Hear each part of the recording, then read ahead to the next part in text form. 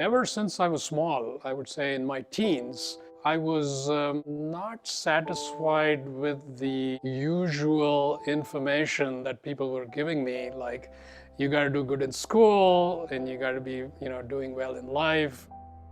I was looking for something deeper, but I didn't know what that was. So because of that, I was a little bit sad, wondering what that might be. And everybody else seemed just fine. It was just me. And so I started reading pretty much anything I could find, which would tell me, here's how you can discover it. That began the journey and really led me to some incredible teachings from many wisdom traditions and led to practices I would do, such as meditation practice. And so all those things I had read about, now I could start seeing it in my own experience. And for a long time, it looked like nothing, I'm never going to find it. And then suddenly, it started opening up. My regular job was continued to be an engineering job in software design and development. I enjoyed what I was doing there, but at the same time, this was a deep desire and passion. I would usually not talk about it at work at all because it's still somewhat uncommon and unusual, and I didn't want people to think of me as some weird person at work. So I was like, better not to talk about this. For a lot of people, they look at spirituality as you have some problems in life and you are troubled, so you have to go there. For me, it was never like that personally. It was always clear that this is the real thing, this is the true thing, and everything else, I'm just doing this and that. It's not going to add up to anything. We are in this strange hypnotic trance, and we're going about doing everything, shopping, social events, job. We're going in this trance, we don't even know it. We are very much caught up in goal orientation and ambition and achievement and how do I get there? What are your plans? What's your strategy? How are you going to do it? This is such deeply entrenched belief that when we start talking about beingness, people quickly start thinking that you are talking about just sitting around doing nothing and being not productive, and how are you going to get anything done? Who's going to pay the bills? Who's going to pick up the kids? How's the world going to operate if you're just sitting around being? Which is obviously a misunderstanding of what true beingness is all about. It's actually who and what we are most fundamentally. And we have gone away from that slowly, because we've been caught up in our minds. And the mind operates in a certain way. It's a very useful tool. But if you start using it as the primary tool to navigate through life, you get into trouble. That's why we find so many people are deeply unhappy. They are doing a lot, but somehow it's not adding up. Everybody's just talking about vacation plans, career plans. We have this external orientation that we feel anything I want, I will obviously get it out there, so I better look there, otherwise I won't find it. And the alternative is when we start going within. You would think it would be great, but in fact, you feel uncomfortable going within, especially in the beginning, because you've been avoiding going there, and it certainly feels uneasy and uncomfortable. And it's like, well, let me check my phone, let me check my latest emails. One more way to not go within. A lot of the things that we've been avoiding all these years, we start going within and they're all waiting for us. So it's all like, can you please pay attention to this emotion that you didn't deal with, this anger, this resentment, this guilt, this fear, they're all there. So we start going within and we're like, ooh, this fear, I've been avoiding it for so long, I don't want to deal with this thing. It's so easy to say, this fear, this anger, this resentment, oh, it's because of this person that is from the past. It has nothing to do with me, it's this person. So what can I do? There's nothing I can do. It's really that person who needs to come and apologize to me. I'm waiting for the apology. So that is hilarious, because the fact that I have that fear means it is my job. And we feel like, I don't want to deal with that. It's going to be not fun. It doesn't seem pleasant. Let me go for a walk, let me go for a movie, let me go shopping. So we keep perpetuating that trance. So we can continue like that forever. And really what happens is something happens along the way that is very disturbing. An adverse event that for some people might be even traumatic. It's too much. It's saying you have to deal with this. In that way, it's actually a blessing. So many people you hear all the time, I was in a car accident, it was so terrible, I almost died. But now, 5 years later, I look at it as it completely changed my life. I started reading different things, I started listening to different things, and internally I started going deeper. I realized my job is meaningless. I'm going to make some big changes in my life. The transformation starts happening for many people from an unfortunate circumstance. But we do not have to let that be the way to make us change. We don't need a rude awakening, a wake-up call, as we might call it. We can use the small things going on to remind us of that deep sense of fulfillment, peace that is within us. And sometimes it's with nature. You look at something beautiful outside, the ocean, the sunset, you feel, wow. It's because we have touched something inside. The sunset was a way for us to go inside.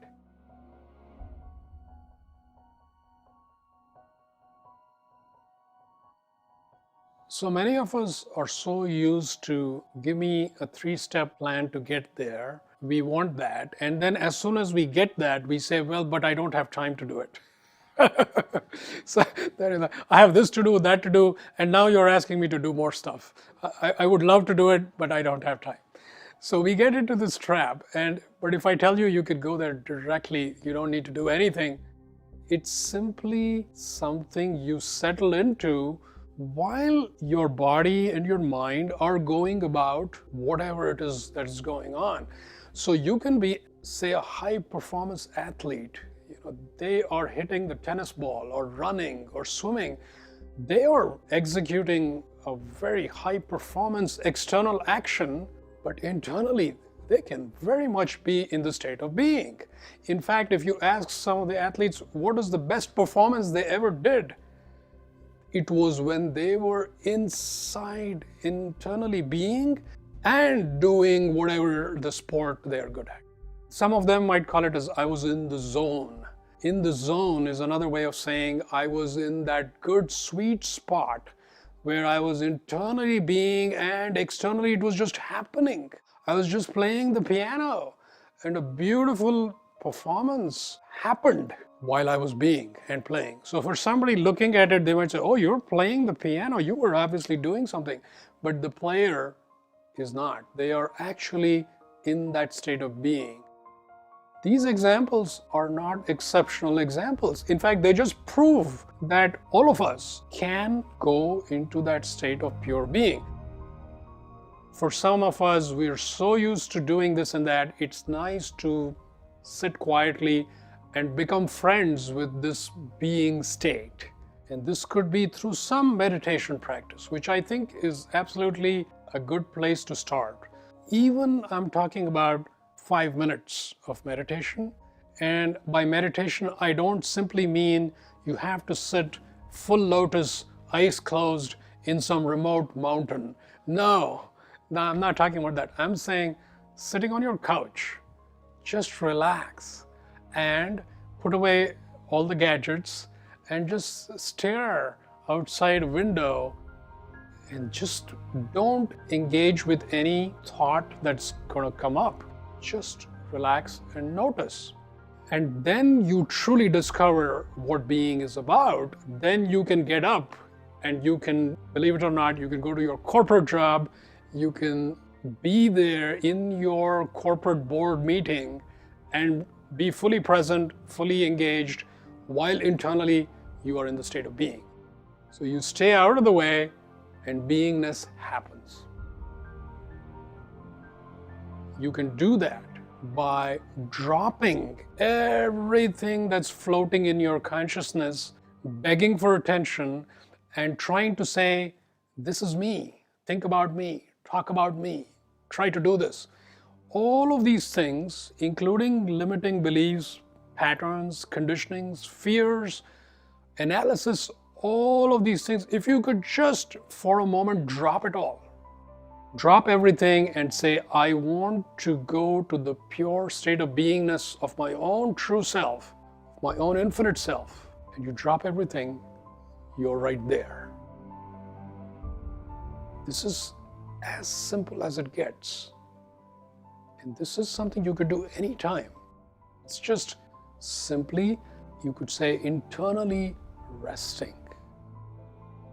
As you tune into deeper aspects of yourself, you may find inspiration to pursue certain things. It could be in your career, it could be in relationships. For me, at one point, it was about starting my own software company. Since I already had a comfortable, good corporate job, it would be sort of very unconventional to leave that. Things are going well, why do you want to leave that? And instead starting something which is fraught with risk and uncertainty. But there's only one thing I knew.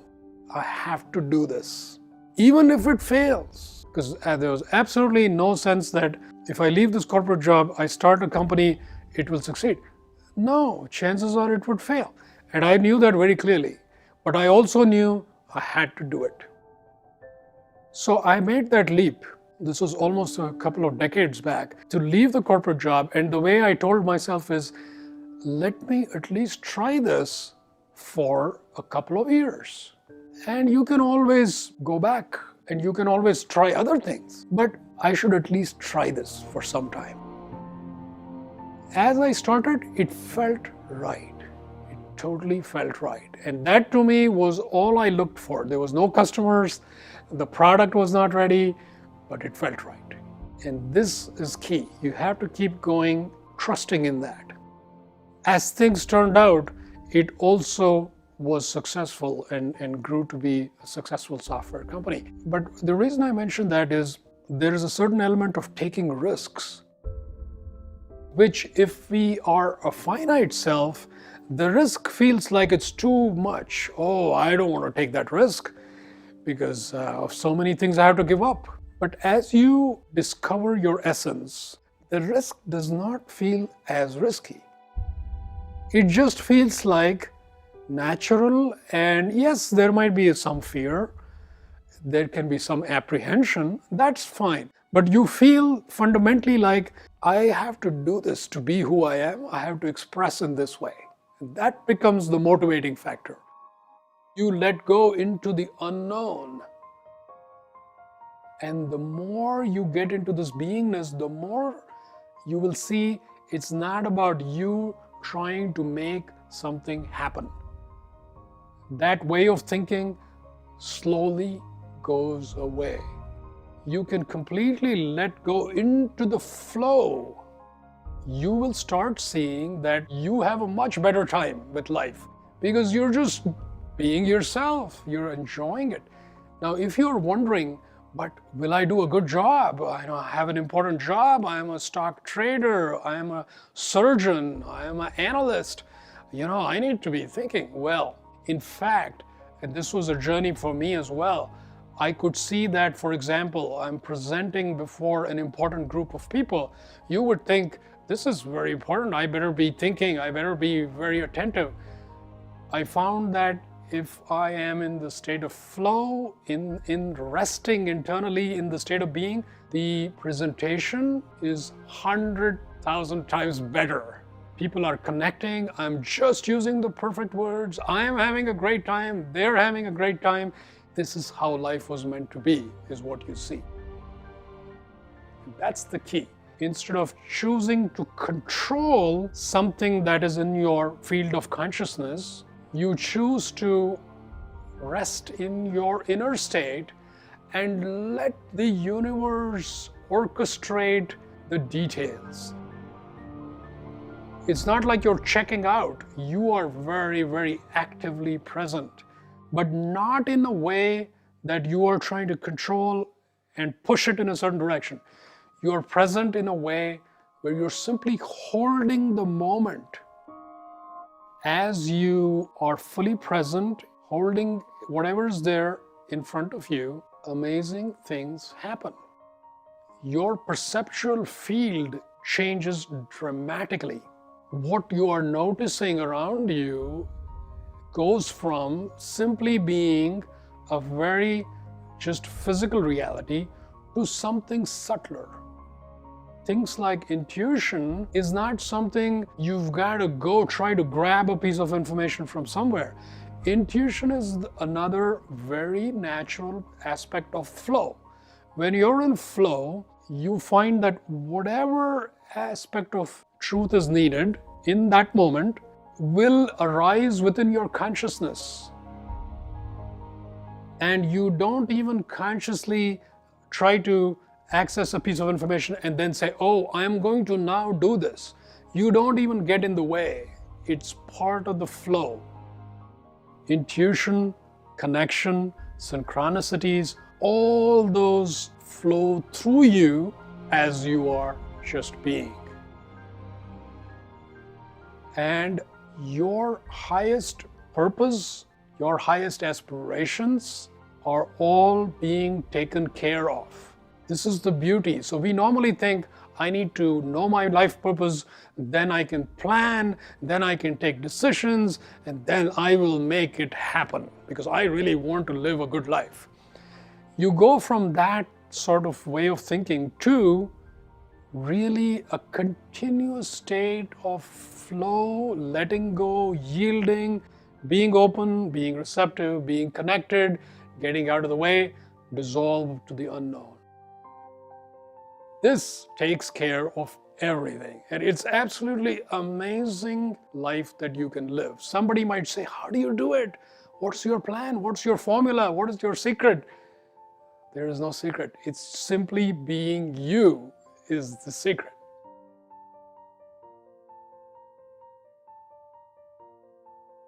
Many people, as they're becoming conscious, you may be asking yourself, what is my purpose for being here? In a sense, you could say we all have the same core purpose for living: to recognize the deeper truth of who we really are. You start seeing that this body itself is something so fascinating. You can look at it like and say, this body is something I'm wearing, because who I am is way beyond this physical appearance. Similarly, you can observe your mental activity. Initially, it feels like I am these thoughts, but as you observe these thoughts, you start seeing them go by so clearly. No matter what mental activity is going on, I am beyond that. So I'm beyond all of these things. That is starting to get closer to your true nature. Not this finite self, which has a name, which lives in a certain place. As you say, well, I'm beyond all these things, what am I? You start seeing this undefinable thing that you are. You notice that it does not have a location, it does not have a particular spot in time, it is just present. That's all you could say, it just is. It's not that we deny these physical, finite aspects of our being. They are very precious. They're incredibly beautiful. Our personalities, emotions, thoughts, our physical connections in this world, absolutely beautiful. But when we confuse that as being the exclusive reality of who we are, that's when life experiences will try to remind us that you are more than this. And those life experiences, we will perceive them as challenging. but they are all really gently reminding us that you are something much more. We are not this finite self trying to become essence. We are essence self living through a finite form. I know that I am going to survive and thrive beyond this reality. That's a deep assurance. The best insurance policy you can have is that inner knowing of who you really are. I do not have to worry about anything. Even if everything crumbles, it's still okay. I'm going to be fine. You start seeing death very differently because you do not die. And what you see is that simply one aspect of your being, which is the more finite, the more manifest, the more physical aspect, is going to stop functioning. But the deeper levels of your being, energy, light, consciousness, essence, are perfectly fine. It is merely a transition from one state to another state, and who you really are stays intact.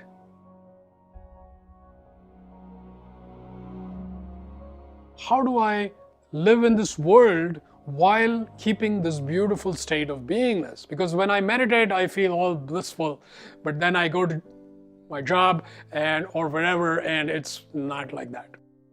So integration is how can you bring all that into every moment of your life.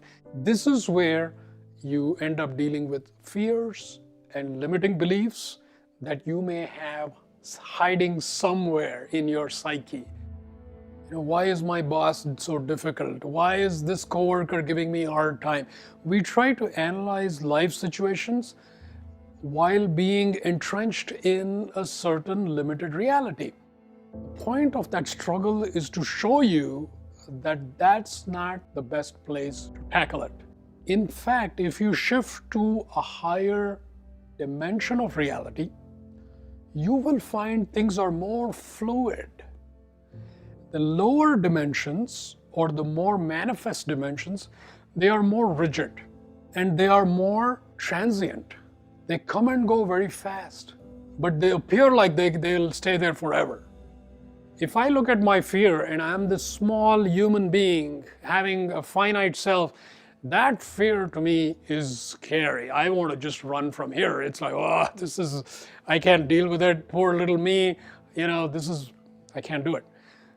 But if I get in touch with my essence self, my higher self, my true self, my infinite self, if I bring that through my finiteness, now I look at fear, it's there, I am here, also here. I am an infinite being of light. Looking at this fear, it's so cute, it's so funny, it's so strange. I'm not scared of it. You just hang out with it. Don't run away from it. It's like diffusing a balloon. Suddenly it collapses. So this is the key. Every time a fear or anything else that bothers you, it is an artifact, it is a construct, it is a contrived, distorted perception from unresolved energies of the past. In other words, it is not real. So when you bring something true and real and put it in front of something which is not so real, who's going to survive? The real thing always survives. You go through this process again and again and again and again. So don't feel disheartened, don't feel discouraged. If you feel, I did this for 2 years and again I had this fear come up. It's okay. You're still making progress. Each time it comes up, it is not quite as strong and you are getting stronger. You will see that nothing can arise in your consciousness which can prevail over who you truly are. It's just that we have gotten caught up with only one aspect of our being. It's not that this physical aspect is not real. It is just relatively real. But there is something more fundamentally real. And ultimately, that is more powerful, and ultimately, that is more closer to the ultimate truth. This is important because you can engage with reality in many different ways. The reality will respond, and everything is possible. And wouldn't this be fun? Oh, wait, this would be fun. Oh, wait, this would be fun. It's the joy of playing in creation becomes more obvious. And somebody else might come to you and say, oh my goodness, I'm having these problems, can you help me? And you want to tell them, try to open up what you're seeing, and your reality will immediately be different. Because you will see a beautiful array of possibilities. And you will not see the problem as this problem that you're stuck with. You will see it as another beautiful way that you can engage with reality.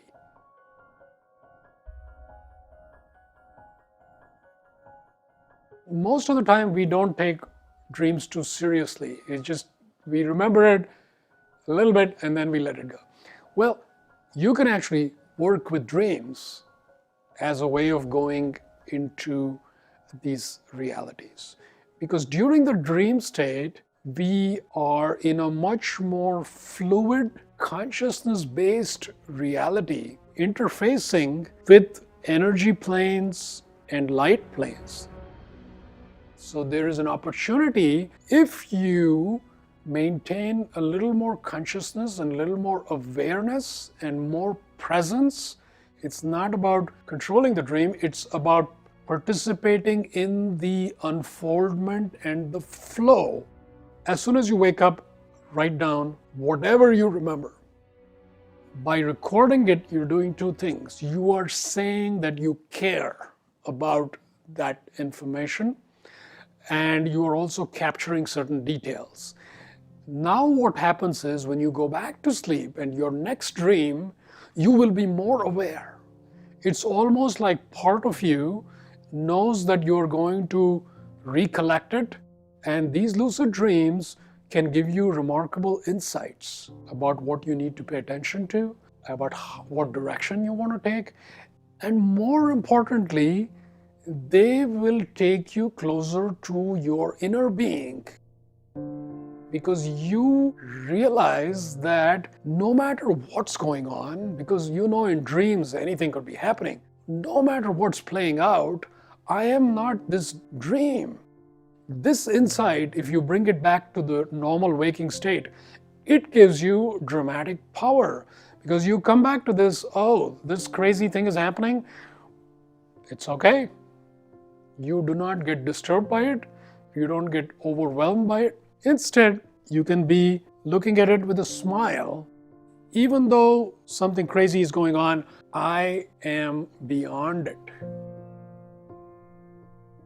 I am bringing that quality of beyondness not to disappear from here, but to be a powerful presence in whatever reality I'm in.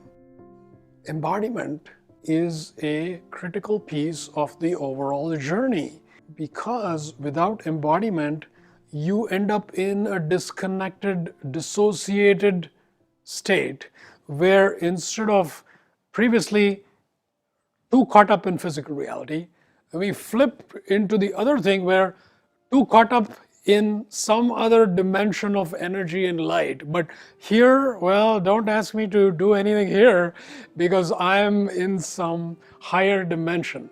Well, this is only okay as a temporary transition phase where we may at first flip-flop, but we don't want to confuse that with the ultimate state. The ultimate state is not here or there.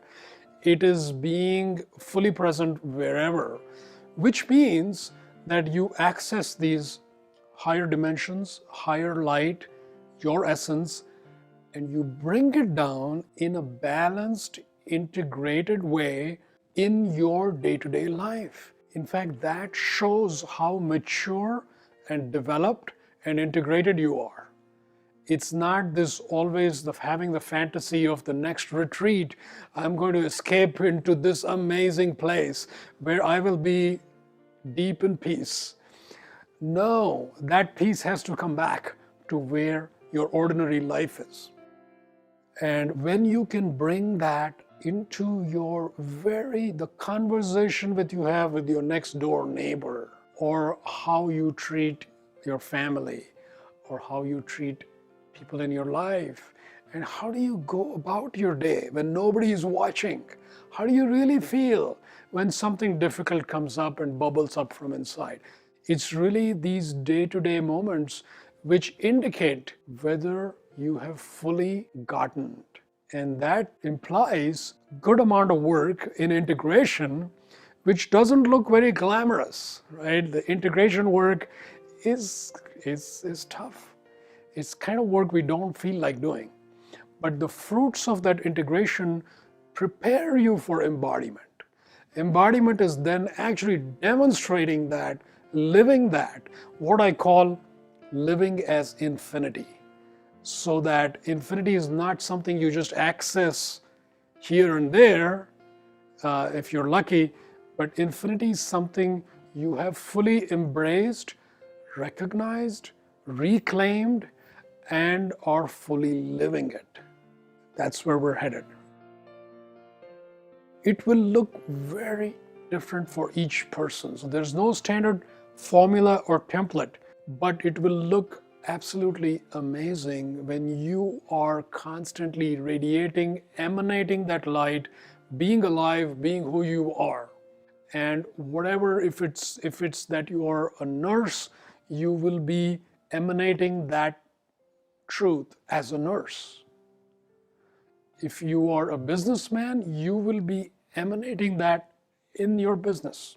Life looks absolutely incredible when you reach that point.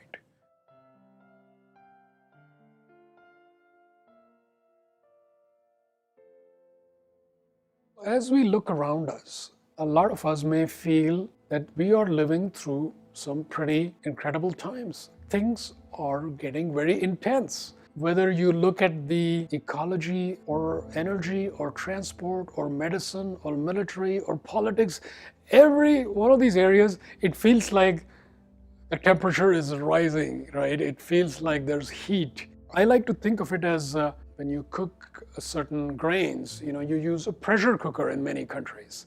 Under the high temperature and pressure, things get cooked very fast. That's what we're going through. We're getting cooked very fast. And there will be a delicious meal once we're cooked. But instead of turning it into a story of, oh my goodness, what's going on here, you can look at it as, wow, there's intensity. I can feel the heat. I can feel the intensity. But if you let it pass through you, knowing that nothing can ultimately harm you, nothing can hurt you, because you are essence. When you let that cooking happen, you actually feel the intensity, and you even feel joy in that intensity, because you see the transformation happening, and it's like, wow, this is an incredible thing happening. I see this all over the place, where people are truly looking deeper with more urgency than before. I see that as a very positive indicator that people are finally ready to engage with the real truth with a capital T, instead of just trying to build a good fund for retirement, or just trying to focus on some aspect of community or friends or family, or just my own little career. All of these things can distract us potentially. Whereas this intensity is suggesting to us, hey, do you want to go there? And all you have to do is not figure it out, where the banking system is going to end up, who are the political leaders, what's going to happen. You don't need to know that. You need to simply decide, I am going to engage with this intense energy to transform myself, and whoever I happen to encounter, I will support them in their process. That's how I look at it, as wow, we have this opportunity to break through to an incredibly high level of consciousness. It doesn't happen all the time. Why don't we jump right into it? Not try to control, not try to freak out, not try to analyze it, but instead go there with the depths of our being or the depths of our aliveness, with open mind, open heart, receptive, and calling upon the light of infinity to help us, to lift us up and transform us.